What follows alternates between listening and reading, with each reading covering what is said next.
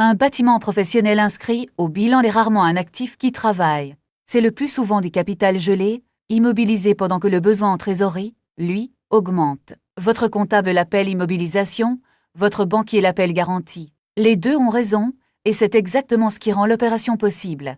3 leviers existent, et ils ne répondent pas aux mêmes besoins. Financer d'abord, au moment de l'acquisition. Le montage retenu fixe le coût du capital pour 15 à 25 ans. Refinancer ensuite, en cours de vie. Renégocier le taux, allonger la durée, ou poser une nouvelle hypothèque pour extraire de la valeur. Monétiser enfin, céder le bien tout en conservant son usage par un bail, ce qui libère la valeur intégrale.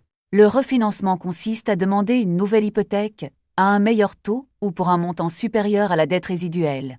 La différence revient à l'entreprise en trésorerie disponible. Elle continue d'occuper les lieux, de produire, de recevoir ses clients. Rien ne change dans l'exploitation. Seule la structure du passif est modifiée. Sur un bien professionnel valorisé 1 500 000 €, une opération de refinancement libère couramment entre 80 000 et 250 000 €. L'écart dépend de la dette restante, de la valeur retenue par l'expert et de la qualité du dossier. Ce sont des ordres de grandeur, jamais une promesse. Chaque dossier se chiffre à partir du bilan et de l'expertise du bien. Une mise en garde s'impose.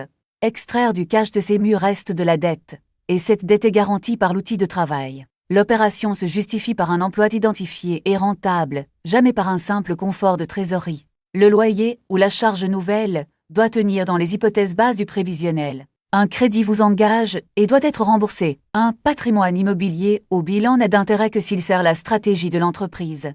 Le mobiliser ou le laisser dormir est une décision, et rarement une décision neutre. Rendez-vous sur depronsinvest.com.